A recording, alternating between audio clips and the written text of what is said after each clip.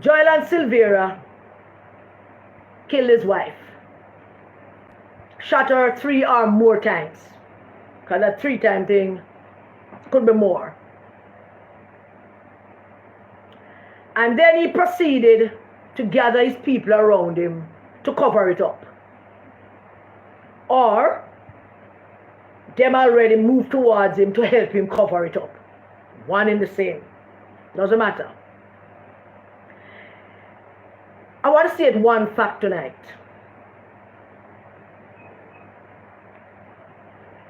You can never prescribe logic to the mind of a murderer. There's no such thing as a perfect murder. Something always goes wrong. There's always something that you miss about that whole plan that you're putting in place. Always something that you miss. And more often than not, you miss the intervention of the Holy Spirit, or you miss the intervention of God's angels. Because I'm going to tell you tonight that the angels were with Melissa that night or early morning when that murderous piece of crap killed the people in Pitney. Motive, opportunity, and timeline. 3 most important things in trying to determine a murder or lining up a suspect or somebody of interest. And those things are the 3 things we're going to look at to establish what happened. And I want you to stay with me and trust me, because I have some information that I want to give to you. Motive,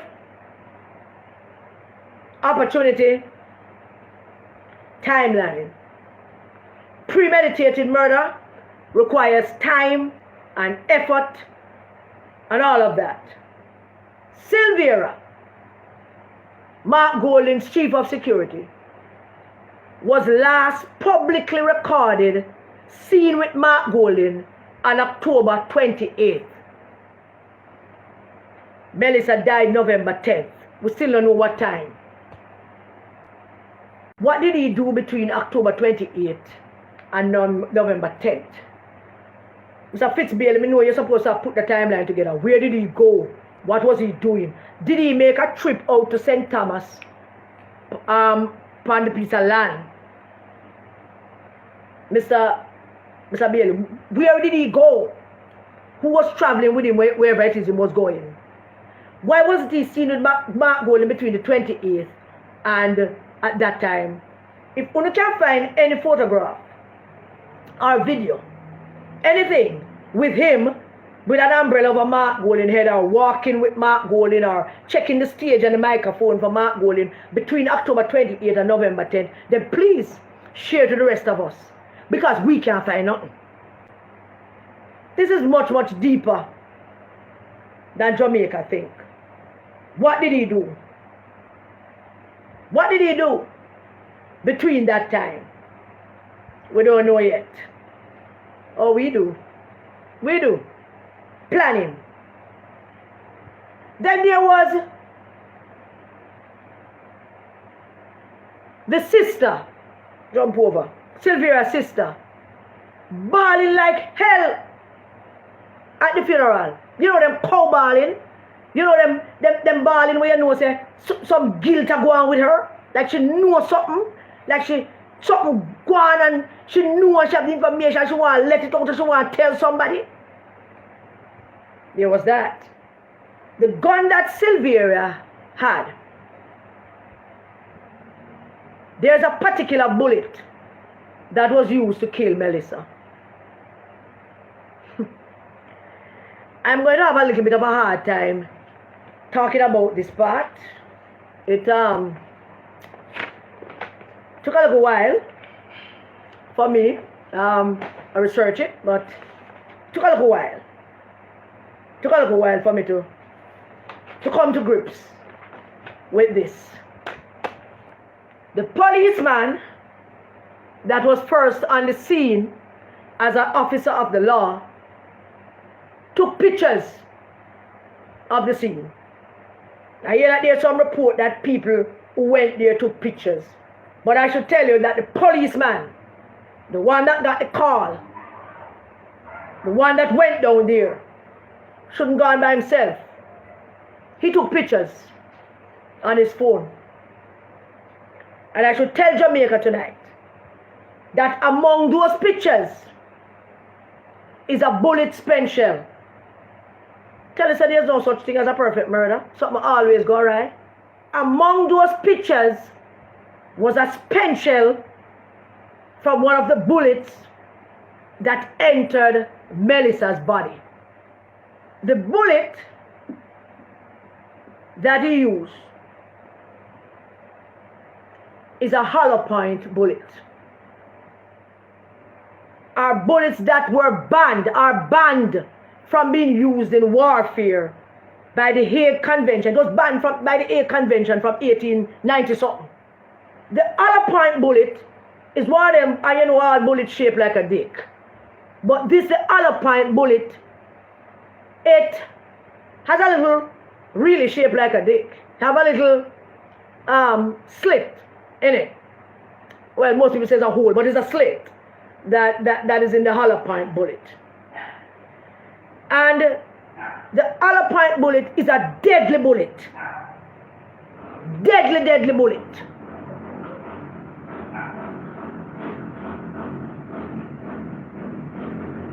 And that's a bullet that he used to kill Melissa. The reason why hunters love those bullets, when that bullet hits its target, whenever you fire that bullet and it hits the target, once it touches the soft tissue of the target, it kind of explode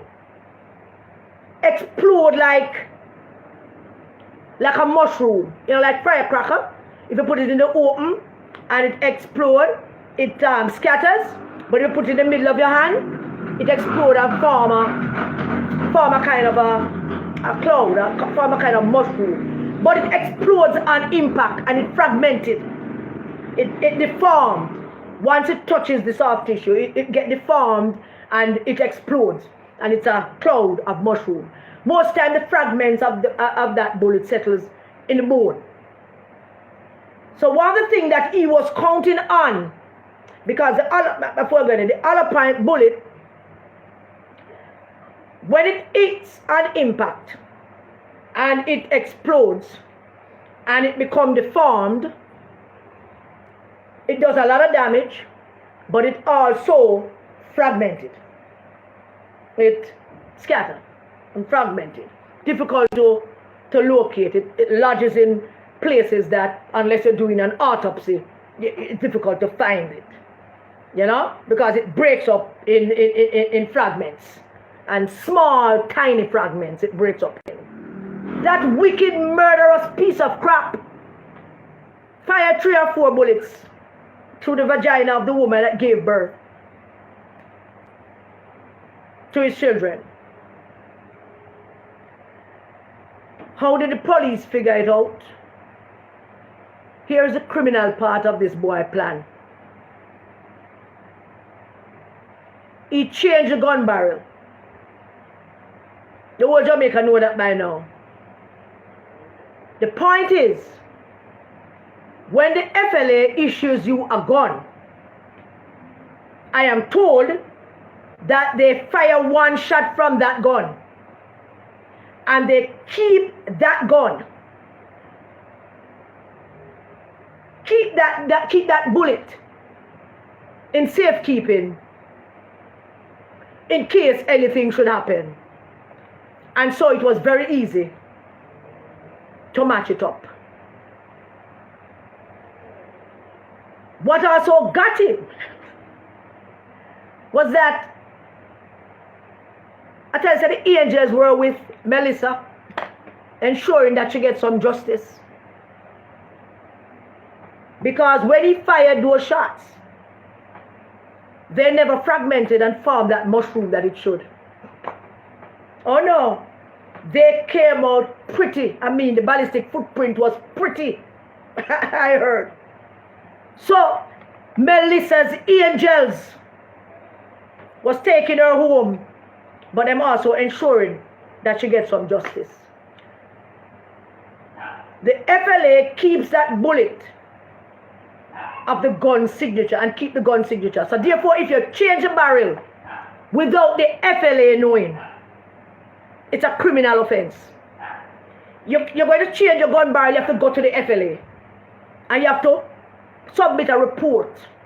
And investigations have to be done as to why you want to change your gun barrel. So that criminal, murderous Grankro didn't go to the FLA. Him change the gun barrel. Him go look for him criminal friend them. And get him gun barrel changed by him criminal friend them. Premeditated murder. Premeditated murder.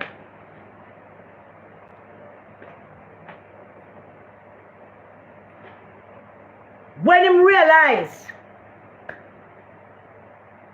that the bullets never fragmented as they should have, him went and go get him criminal friend them to change him gun barrel for him.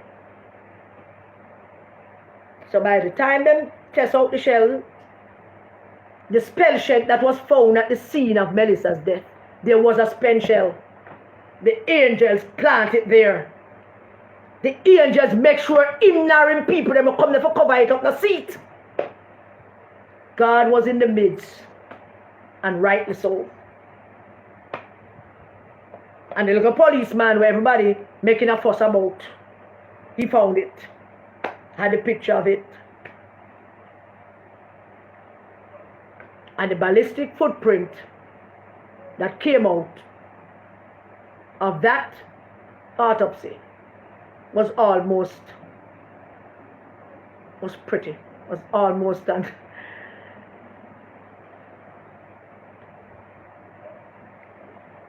In 2015, when Portia Simpson Miller